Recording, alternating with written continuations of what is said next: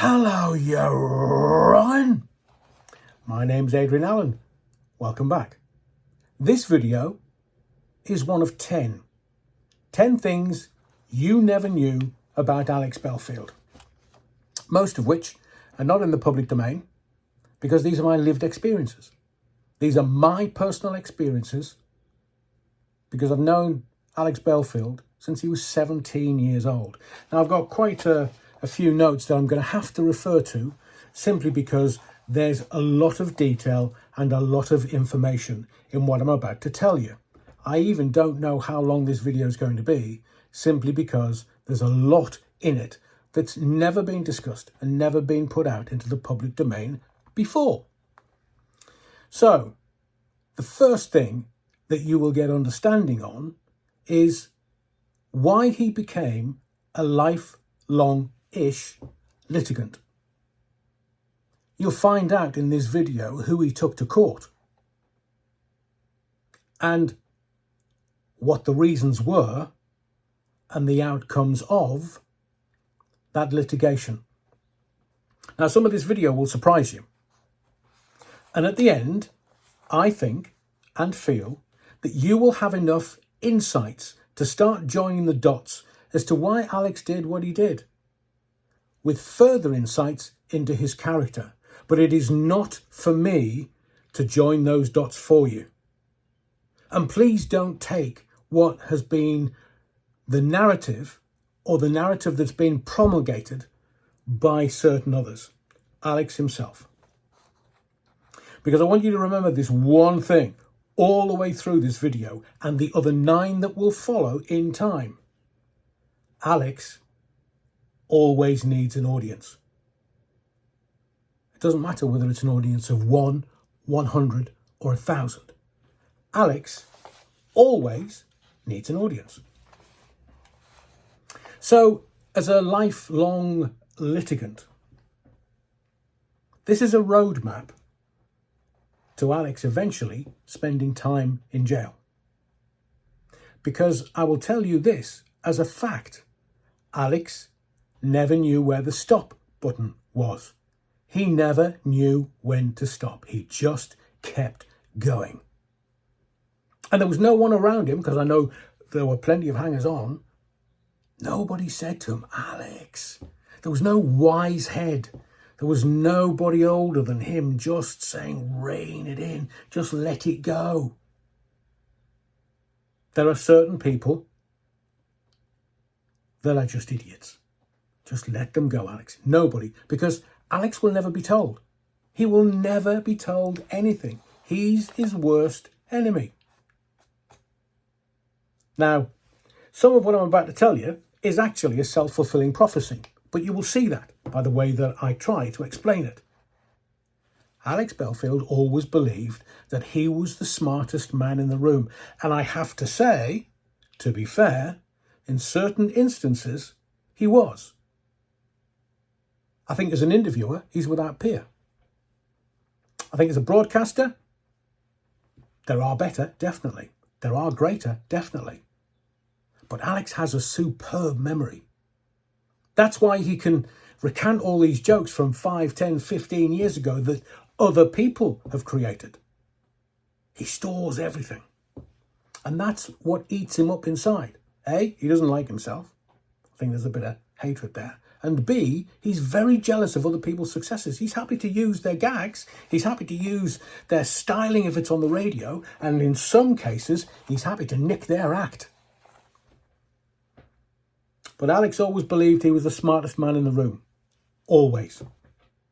We'll firstly go to the first time that Alex, I'll call it legal redress. It was the first time that Alex took any kind of legal redress. He'd been sacked by a few stations, let me tell you. Because I know personally that Alex, unless you get close to him and you have enough human character insight, you can deal with him. Now, he will throw you some curveballs, as he did I and many others. But later in his life, while he was dealing with the court case for which he was jailed as a convicted stalker, he actually achieved what he'd always wanted to be. Child star, adult convicted stalker. But he wanted to be an adult star, like many others. And he got lucky with YouTube. But the first time that he took legal redress, as I say, was with a particular Welsh radio station. Now, to give you some insight, Alex was a young guy, teenager, 17-year-old or so.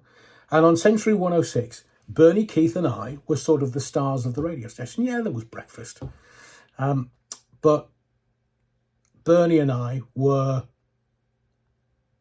the stars, without blowing my own trumpet. To do that, I'd have to have 3 vertebrae removed. But Bernie is a beautiful soul. I'm just a daft lad getting away with it. But there was an opportunity for a particular radio station that I'm not going to name. And Alex was recommended to this radio station by Bernie, of all people. Remember, this is the Bernie Keith that Alex stalked and harassed and was jailed for. The worst case in the whole case of stalking and harassment. And Bernie recommended him to another radio station. Bernie assured and reassured Alex that he would fit in. And Bernie put a good word in for him. So the radio station were intrigued and decided to hire young Alex. Now, Alex later told me that it was one of the most terrifying things that he'd ever experienced. I remember the long conversations we had and some of the stuff that he told me. It was traumatic to listen to, let alone experience. Talked to him about the house that he had to go and rent initially. Didn't particularly like it. Some of the stuff he was having to do on air, didn't particularly like it. Some of the folk that he had to fraternise with, didn't particularly like them. But then it became traumatic for him. And the trauma response was Alex's hair falling out. That's how traumatic it was. And there'll be plenty of people watching this video who understand that, who will be the victims of trauma and the same physical reaction. Your hair may have fallen out, as it did Alex's. So what Alex did as a workaround was he wore a baseball cap all of the time. But that sort of instigated what I would call in 2023 a bullying response from others. Other people took the mickey out of him. And if you use Allport scale, if you don't know what that is, go and look it up. If you use Allport scale, anti-locution is the first stage of bullying. So they used to take the mickey out of him in the radio station in front of others because he was wearing his baseball cap all the time. And all Alex wanted to do was just hide the fact that his hair was falling out. But Alex, being an intelligent guy, knows that the bullied normally have to control the bullies. And all this was ongoing whilst Alex was trying to do what he thought was his best radio. Every day you'd go in, try and do his best, but he was nicking it from left, right and centre. Some of the ideas he took from Howard Stern in America and other well-known American presenters that he just idolised, just wanted to be like. He idolised, wanted to do the phone-in like Scotty and myself. But he always had someone that he would use as his inspiration, or he looked up to, if you will. And after a while, Alex was sacked. Not for the bullying from the others. He was sacked because he did a gag on air. Well, no, sorry. He did a news piece on air. It was normally a gag of some way, shape or form, sending reads to other radio stations. That was a Howard Stern thing. So Alex did this news piece on air as a way of getting back at the bullies. And what was it? The news piece on air was about a local GAY, good as you, dogging site. Alex's hair was falling out in big clumps. So he probably saw this news piece as a way of getting back at the bullies. It just was a mess. On both sides, to be fair. A mess. So Alex wasn't happy. He took them to a tribunal and won. Now, that was his first experience of litigation, if you wish. But he won. Can you imagine the confidence that imbued in him? He won. So this, what I would describe as a false confidence, this false confidence gave him the ability to continue with litigation against anyone he felt had wronged him. So that was the first radio station. And the second radio station was Capital Gold. I don't know whether you were listening to Alex back then. It was mid-noughties-ish. But he presented something called the Late Night Revolution on Capital AM. Networked up to Birmingham. Huge swathe of England, which had a massive audience. But I must premise this part of the story with something very important. There was something back in the 80s and 90s that we in radio used to call ligging and blagging. I'm sure it's a term a lot of the people watching this video know much about. Ligging is the art of getting into somewhere for nout, and blagging is the art of getting freebies for nout. That's why they're called freebies. So Alex was ligger and blagger supreme. He could get in anywhere and blag a whole shed load of freebies. I mean, he was getting, he made it into an art form. He got tickets, whether it be theatre or shows, hotels, trips, Vegas, books for review. He used to get, it was on an industrial scale, ligging and blagging. He was just a major artist, one of the best in the industry at it. But the thing with Capital AM and Capital Gold is they had a system. And the system was that all the freebies that came in would go into one cupboard and then be doled out, dished out by one person, a female that was in charge of it. So Alex, being the ligger and blagger extraordinaire, used to get all of his freebies sent to Capital. And the argument started when they went, blimey, all this stuff's coming in. Right, we'll have that. And then we'll give it out to the other presenters. And Alex was like, no, that's got my name on it. That's got my name on it. Well, that's as maybe. It's coming into Capital. It's being given out to other presenters, whether it's got your name on it or not. I mean, the arguments were legendary. Alex used to talk to me virtually nightly saying, I'm sick and tired of this. I'm sick and tired. I don't know how to get them to leave my stuff alone. Basically, Alex couldn't have his free stuff. But that could be seen as an MO later down the line. But I will tell you this, Alex was rubbing people up the wrong way.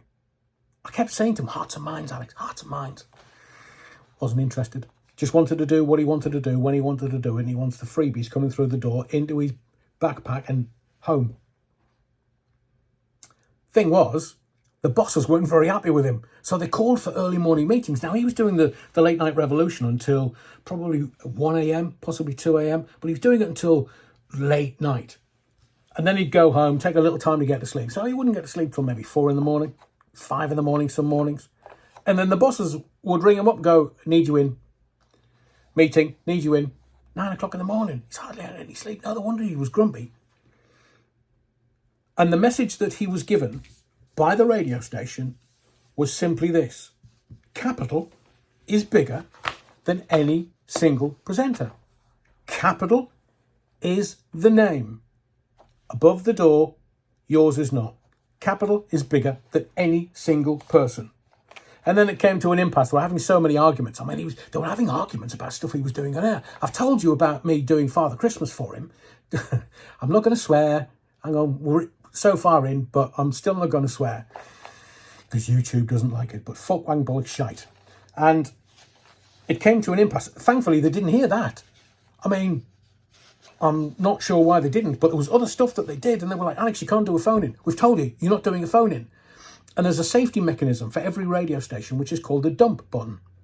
And basically, you get about 7.5 seconds, whereby if somebody swears, you can just dump it. and it doesn't go out on air. It mitigates the risk for the radio station. They don't want to get fined by the radio authority. So Alex didn't have the delay or the dump button, so people were coming on and saying stuff that the radio station weren't very happy about.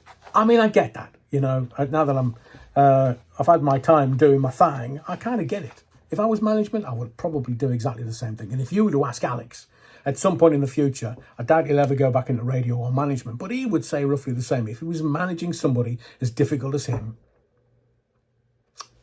we've had enough. So it got to an impasse, and Capital let him go early. So remember the other radio station, the first one,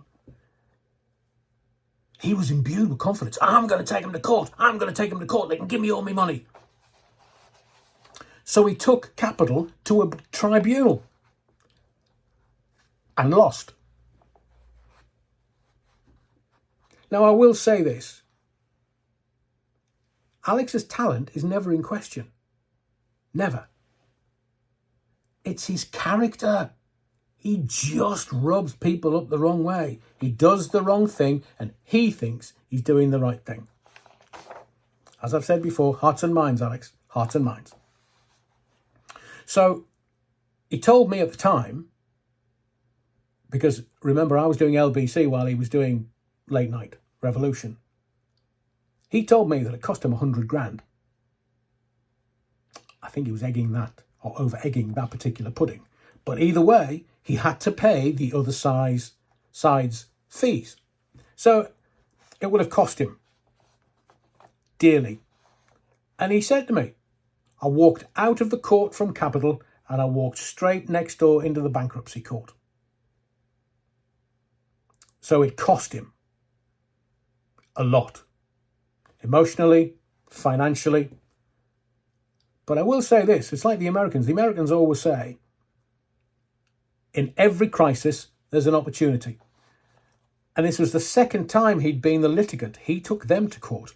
And in this, he learned a lot of his legal speak and terminology that was used then and that he used later against other people down the line. And he used that legal speak that he learned to create fear in others. And now we'll get to the important one. The BBC. Now, everyone that's listened to young Alex believes that he's talking about the big BBC, big national BBC, national radio station BBC.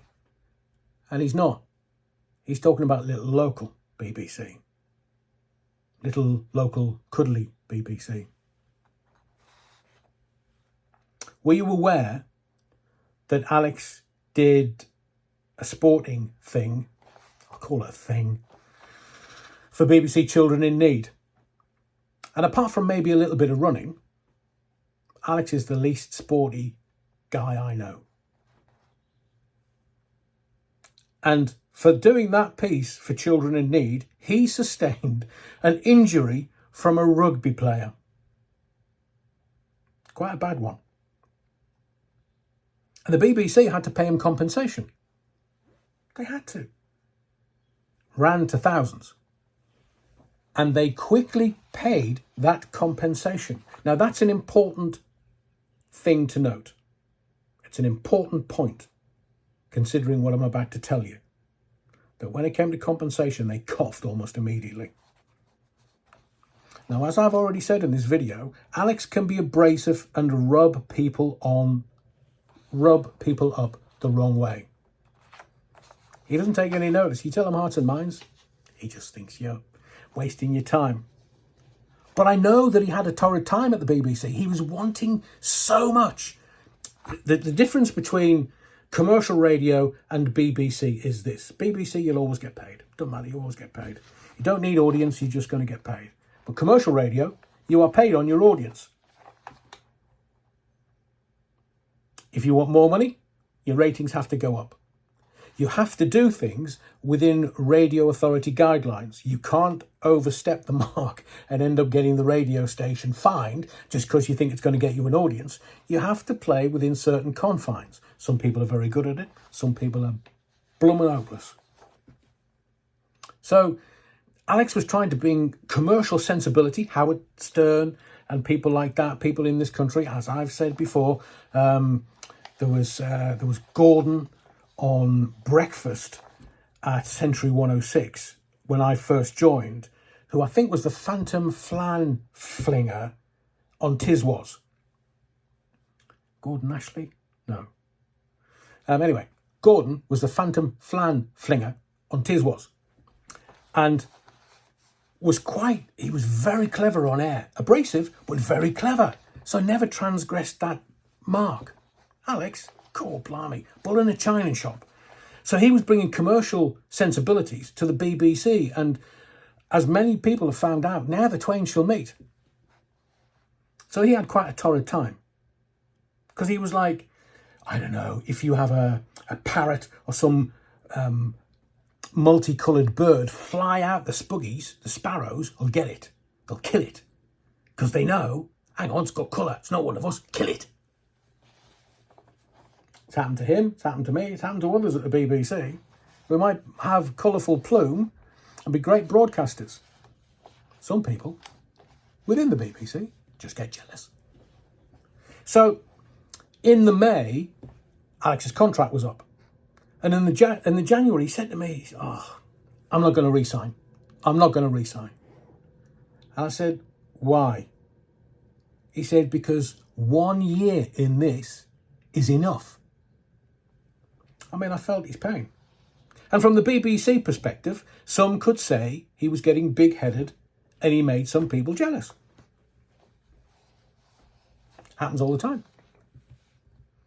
But part of Alex's rationale was that everyone that was employed by the BBC, everyone that was not employed by the BBC had to sit a written exam. I mean, that made him apoplectic with rage. How dare they? But it was their process. They could do whatever they want. They wanted to make sure that all the presenters were of a certain standard. And this is where it gets interesting. And I've said to you at the very beginning of this video, this will help you join the dots. We've already mentioned Bernie. The BBC at the time were looking for presenters with a little more edge. That's why Alex was hired.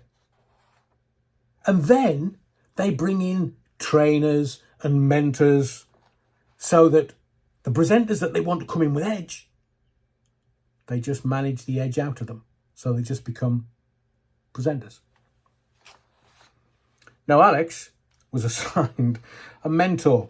I laugh because, I mean, what were they expecting? Alex had one assigned to him. Do it the BBC way. Do it the BBC way. And all Alex wanted to do was do the way that he felt was the most natural way that would get the biggest audience.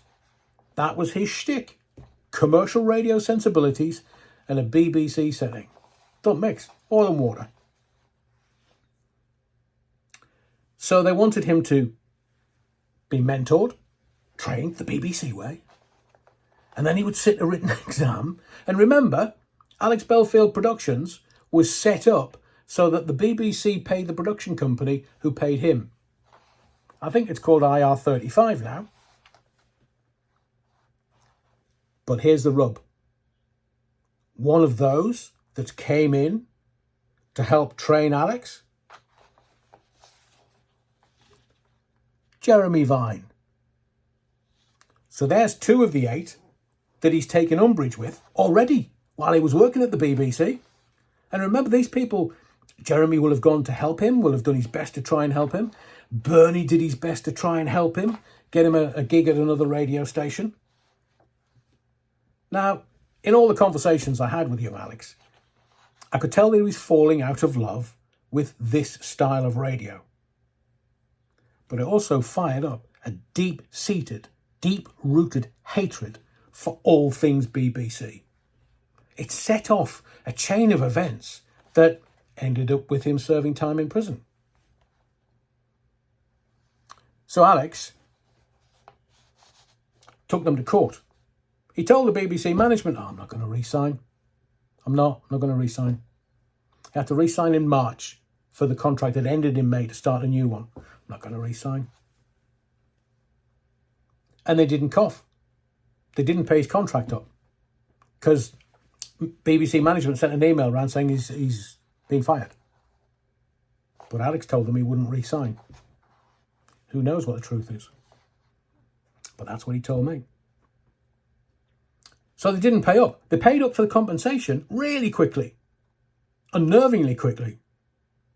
But for his contract to Alex Belfield Productions, they didn't pay up. Months. So he took them to court. He's won one, lost one, takes them to court. Remember when he says, I'm going to sue the BBC?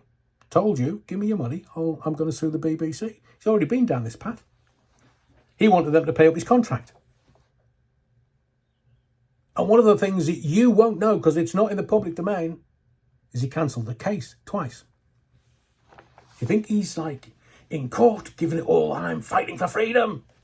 No, he cancelled the case twice. And I'll quote him. I can't be arsed with it. That's Alex's shrugging attitude. Can't be arsed with it. And the case went on for a year. Now, Alex estimated that it cost the BBC 50 Gs to pay him off of less than 10 Gs. Took him a year. And only because he took them to court. I mean, he contacted them and yes, I understand that I'm giving sort of Alex's perspective. And if anybody working at the BBC at the time wants to come on the channel, happy to interview you, happy to ask you the questions, and I'm happy to give your side of the story. But what Alex did afterwards, and he held this grudge for easily a decade, what he did afterwards was unacceptable. That's why he ended up in a court of law. That's why he ended up being tried by a jury. And that's why he was sentenced to 5.5 years inside by a judge. And his actions after all of this is what you end up in jail for. His actions, his responsibility. I'll tell you again, Alex can't be told what to do. He can't. He never takes guidance because he's heard Howard Stern do it, or he's heard Scotty McClue do it, or he's heard Adrian Allen do it, or he's heard Gordon, the Phantom Flan Flinger, do it on the radio. He's heard Doddy tell the jokes. He's heard Bob Monkhouse tell the jokes. He wants to use all that because he desperately wants to be an adult star. And actually, just before he went into jail, he got that. He got everything that he wanted. But this litigation caused scars, emotional and mental scars. So I will now go to threats of litigation because he's had that experience. 3 goes, won 1, lost 2, and badly lost 2-ish. No, sorry, 1-2, badly lost 1, but the third one that he won caused so much damage to the industry, to him, and to others.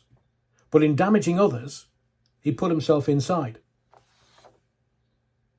when he had everything he'd always wanted. Child star to adult star? No. Child star to convicted stalker doing jail time. These threats of litigation that he'd learned through all of these processes, that he threatened other people with. He threatened a lot of people with lawsuits. And those people were in fear of losing their businesses. They were in fear of losing their jobs. They were in fear of losing their marriage. They were in fear, one, in the court case, losing their mum. Alex was ringing his mother. What the hell was he thinking about? These people, wasn't hurty words, these people thought that he was going to sue them and they were going to lose everything. So in the omnibus edition that's coming after I've given you the 10 videos, I will tell you about the very, very, very famous person, a household name that Alex Belfield wanted to sue and started the process and then realised he'd bitten off more than he could chew, and it literally could have been the ruination of him, but he was thwarted. And it will all be explained in the omnibus edition coming after the 10 videos. My name's Adrian Allen. Thank you for your likes, your subscriptions, but most of all your indulgence. I will see you in the next video.